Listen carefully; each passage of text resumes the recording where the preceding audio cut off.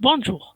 Aujourd'hui, on va faire notre premier exemple d'une page développée en langage PHP. Pour ceci, on a besoin d'un serveur web Apache qui traite les scripts PHP et par la suite du chapitre, on a besoin aussi de serveurs de base de données MySQL.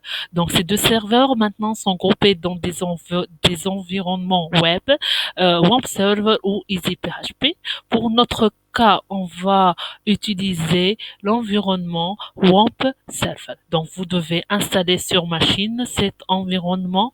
Donc, une fois installé, on va le trouver dans le menu rapide des programmes déjà utilisés récemment ou récemment installés. Donc, vous voyez très bien ici Start WAMP Server. Donc, je clique sur Start WAMP Server. Une icône ici qui va être en rouge, orangé, puis en vert. En vert, c'est-à-dire les deux serveurs sont en cours d'exécution. Si je clique là-dessus, je vais avoir quoi? Un menu qu'on va voir par la suite chaque commande, l'utilité de chaque commande. Maintenant, on va s'intéresser à développer une page web simple. Donc, on a besoin d'un éditeur de texte, dans notre cas, Bloc-Notes, ou si vous avez, par exemple, l'éditeur de texte Notepad. Donc, je vais ici commencer à donc développer la structure HTML. Donc, HTML, donc slash HTML. Et dans body, je vais l'insérer ici, slash body. Donc,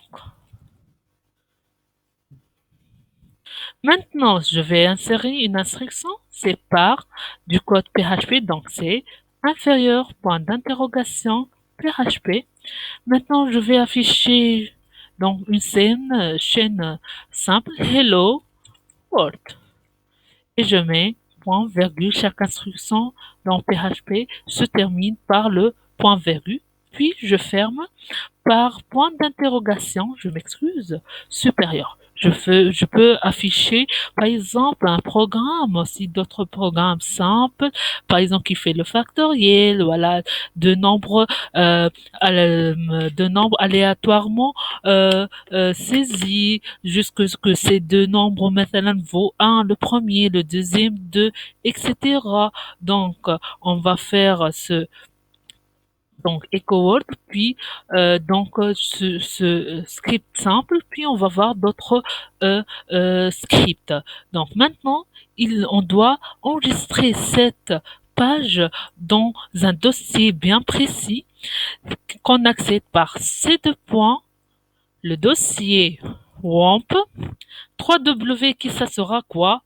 Ce qui ça sera par exemple la racine de serveur web Apache. On va choisir par exemple mes TP ou mes travaux par exemple ou je crée un dossier ici par exemple TP PHP, puis je vais enregistrer cette page ici et je vais le nommer tp0.php, tout fichier, tout fichier enregistré.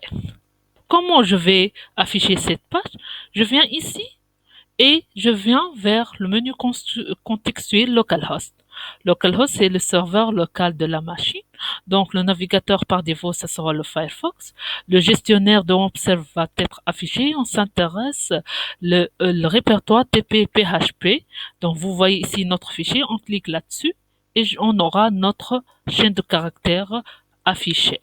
Donc, je répète, dans localhost, c'est la racine c'est la racine du serveur web, c'est l'adresse IP de la machine. Puis, je choisis mon fichier, je clique là-dessus et j'aurai le résultat. Et bien sûr, notre page, vous voyez ici, d'extension.php. Maintenant, par la suite, tous nos fichiers doivent être doivent être développés comme l'exemple ci-dessus. Bon, maintenant, je vous remercie pour votre attention et espérons que je vais vous voir dans d'autres vidéos et merci.